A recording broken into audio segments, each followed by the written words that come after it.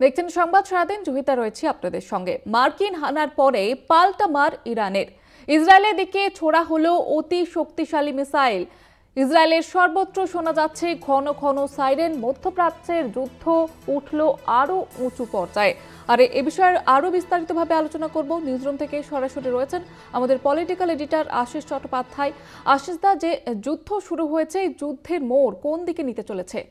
দেখো, এই মুহূর্তে খুব গুরুত্বপূর্ণ খবর আসছে, যেটা আমরা জানতে পেরেছি যে আমেরিকা ইরানে আঘাত করার পরেই ইরান পাল্টা বড় আক্রমণ শুরু করেছে এবং সেই আক্রমণের খবর আপাতত ইসরায়েলেই পাওয়া যাচ্ছে।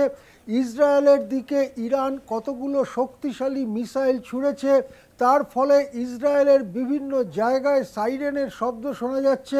সেখানের লোকজন খুব দ্রুত বাংকারে গিয়ে আশ্রয় নিচ্ছেন এমন খবর মিলছে। ইসরায়েলের শক্তিশালী মিসাইলগুলো তেল আবিব, ইসরায়েলের রাজধানী তেল আবিব এবং অন্যত্র আছড়ে পড়ার পরে ঠিক কী পরিস্থিতি হয় সেটার জন্য আমাদের আরেকটু অপেক্ষা করতে হবে। কিন্তু এটা থেকে দুটো জিনিস পরিষ্কার হয়ে গেল। আমেরিকা ইরানে বোমা ফেলবার পরেও ইরানের দিক থেকে কোনো রকম আত্মসমর্পণ করা বা দুর্বল হয়ে যাওয়ার লক্ষণ নেই, বরং ইরান আরও বাড়তি গতিতে ইসরায়েলের বিরুদ্ধে অভিযান শুরু করেছে, মিসাইল ছুঁড়েছে এবং ইসরায়েলে ঘন ঘন সাইরেন শোনা যাচ্ছে। এখন প্রশ্ন হচ্ছে, ইসরায়েলের সঙ্গে ইরানের যে যুদ্ধ চলছিল তার মধ্যে আমেরিকা এসে নাক গলানো এবং আমেরিকার বোমা বর্ষণের পরে আমেরিকার বিরুদ্ধে ইরান কোনো পদক্ষেপ নেবে কিনা।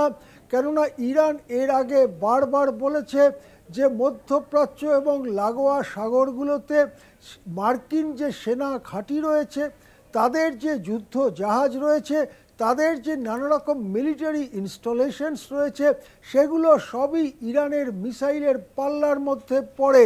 সুতরাং ইরানের মিসাইল কেবলমাত্র ইসরায়েলের দিকেই উড়ে যাবে, নাকি মার্কিন কোনো সেনা ঘাঁটিতেও ড্রোন বা মিসাইল হামলা চালানো হতে পারে, সেই জিনিসটার জন্য, সেই খবরের জন্য আমরা অপেক্ষা করছি।